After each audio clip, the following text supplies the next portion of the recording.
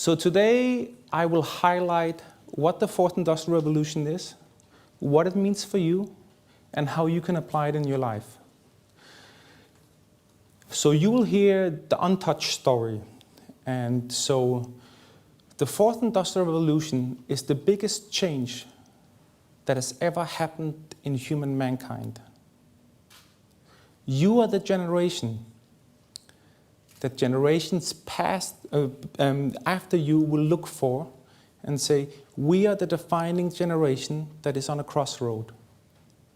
We will define the future of human mankind. That's our generation. Let me highlight a little bit detailed about this. But I wanted to make one point really, really important, because it's one point that is the most important point for me, but it's the most neglected point. The centerpiece of the fourth industrial revolution is the human being. Because the fourth industrial revolution is very much about us as human beings, how we're able to adapt to the changes, how we're able to fulfill our dreams, our ambitions, how we interact with each other, and how we service each other, how we reach out, and how we help each other. This is where it originated. In 2008, when Chancellor Merkel asked me, Henrik and Professor Sheikh to do the to do the strategy for Germany, we discovered something quite unique. We discovered strategy is a quite easy process, straightforward, structured. Germany is even easier because everybody just follows a line what you do. So, but we discovered that 5 trends are merging together: digital, virtual. So the mobile phone, big data, cloud, social media were all colliding together. When you take your phone in your hand today, your phone includes all these aspects today. They were separate and they collided together. That was 2008, was after the crisis. Germany was looking for aggressively to come out to increase their productivity level. Golden rule is you have to have productivity level above 2% to have a growth the next couple of years above 2%.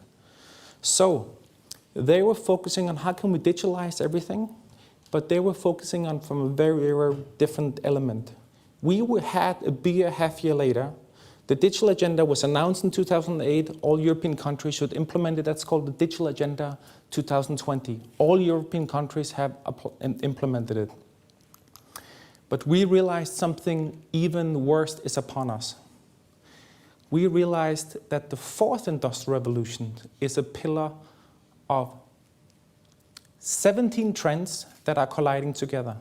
So if you want to have the very simple version of what the fourth industrial revolution is, it's the colliding of a digital world, the physical world, and the virtual world. So when you hold your phone in your hand, it's digital because you can connect with everything around you.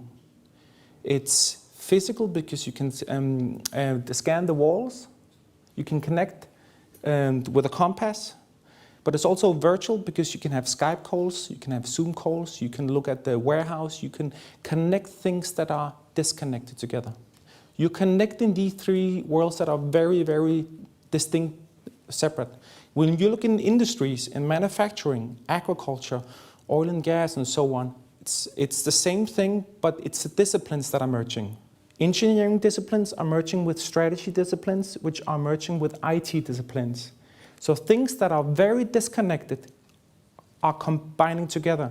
You cannot be the IT leader today without knowing anything about strategy or anything about engineering. So these worlds are colliding together. So this is the picture that everybody buys into and jumps on the wagon with. These are 17 trends and they're emerging in waves. However, this is the only story that is being told. But this is not what we really discovered. What we discovered and what we are going through with countries, that there are 6 paradigm shifts beneath that. And one of it is exponential innovation. That's the technology set. The other parts are as important because that's the ones that create the exponential growth and exponential challenge we have. That means our generation will be the generation, if we don't crack the nut by 2050, We are in big, big time troubles. Not small, very, very big problems. We cannot wait on the next generations to take the lead. It's our job to take the lead. So one of the elements, the second paradigm shift is we are in the 6th extinction period.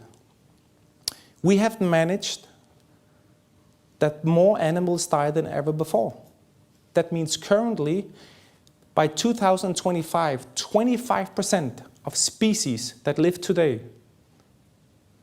will be not existing anymore. That's a lot. We don't experience it because it's bees, it's insects, it's all these parts. They are a critical part of the ecosystem. Our planet cannot exist without this ecosystem. Then we have the second part, the third part, which is we are in a consumption overload. We are consuming more than what we can produce. This is not a small challenge. We have to change the way we do agriculture. We have to change the way we produce, consume food. There's many aspects that this is really, but the challenge within that, there's an equality within it. What they eat in Botswana and what we eat here are two different things. So, there's a fourth element into it, which is the new economic drive to it. Those of you who know a little bit about economy, our GDP, productivity rate, for the last 20 years has been slowing. It's a problem. Since 2008, the world was in a crisis. We've been throwing money at it. We have polished the pig, so it looks like we're growing, but the underlying pillar of growth are not there.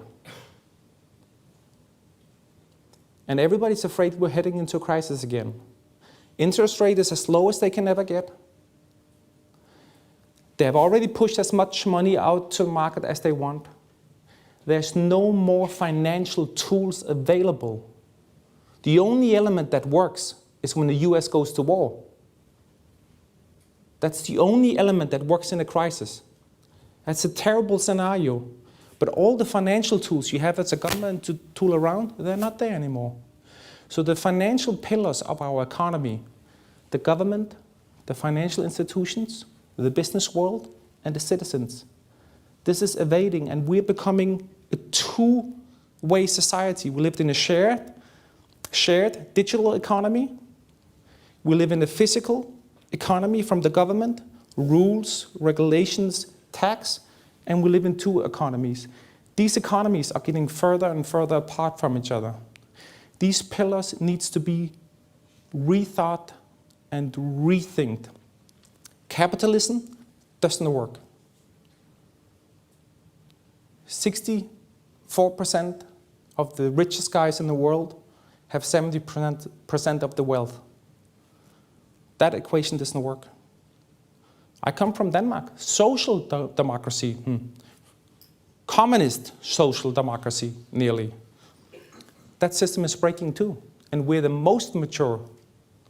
So when you see of systems that are holding safety and security, they're breaking because, see, my two sons, they're not paying in for their pension.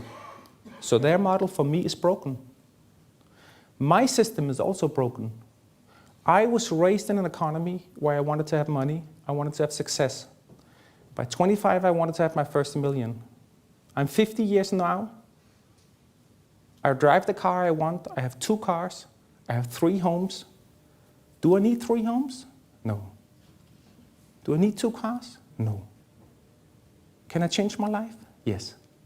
We need to change the way we consume, the way we think about our economy, how we share our economy, how regulations are set up, and how we set up loans. The system by design currently is broken. So let me come to the next one, climate change. Climate change is an easy one. We are, if you believe it or not, climate is changing, and it's a reality. Climate change is about the change of our water cycle. That's the simplest way to put it. This year, the degree in Greenland increased by 1.5%. We have blockbuster records the last 5 years on hurricanes, on winter storms, on floods, on droughts, all over the world. That means our water cycle is getting out of the normal balance that it needs. So we as human beings need to take dramatic actions to this.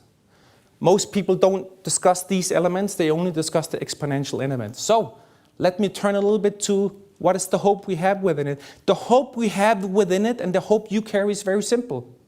These are technology sets. That's the exponential one. The technology sets carry the first one. The first wave is automation. That's already there. The second wave carries the hope for a new mode of energy, new source on how we do transportation and infrastructure and telecommunications.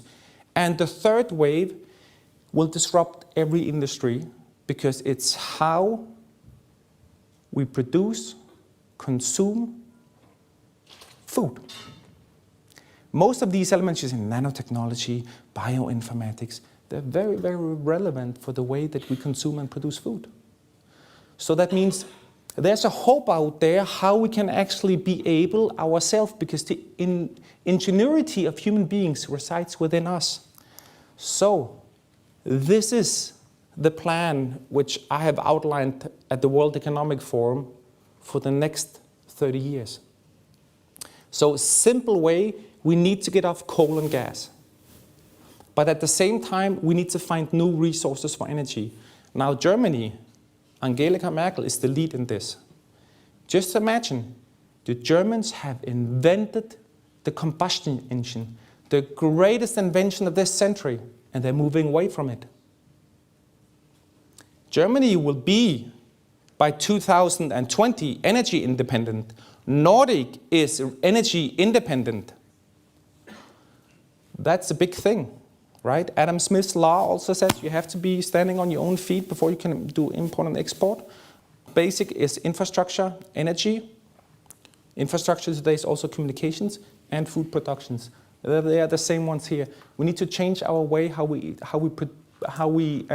transport food, how we transport everything, because that's one of the big elements. That's 22% of our CO2 emission comes from there. The way we consume food, produce food, and all of these elements have to change. Everybody needs to support each other. The challenge we have with the table we should lift. Everybody stands at the table and looks at the other one and says, who wants to lift, right?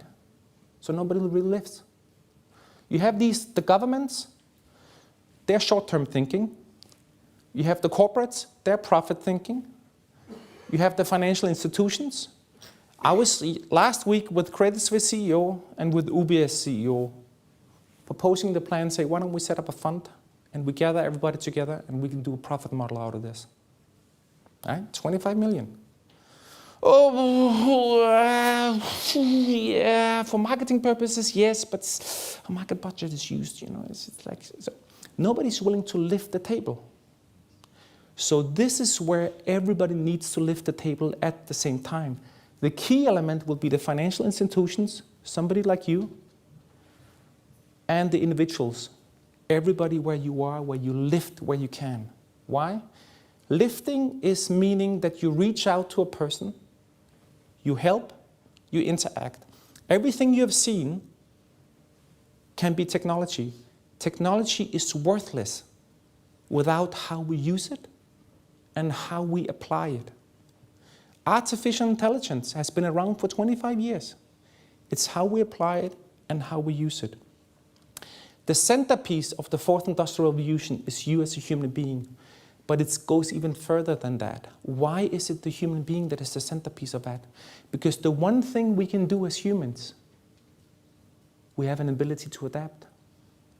Even if the change upon us is exponential, we have a community intelligence. We have an ability that we are driven by passion and we have vision and dreams. That means we can have a vision and dreams and we can fail and we can stand up and do it again until we get it right. That means if we all gather around the table and we're willing to lift, we can be the generation that takes the right path at the crossroad. I had hope for that. I believe that we as human beings can think beyond our own table and can lift it all together. This is my dream, that we all take a lift and see, how can I take charge of that? You have a job, you have a family, you have interconnections without you. You don't know if the person around you that stutters, that is a little bit weird, that he might be the person that ignites something. So what we need to ignite is the faith in each other and how we can lift the table. Thank you very much.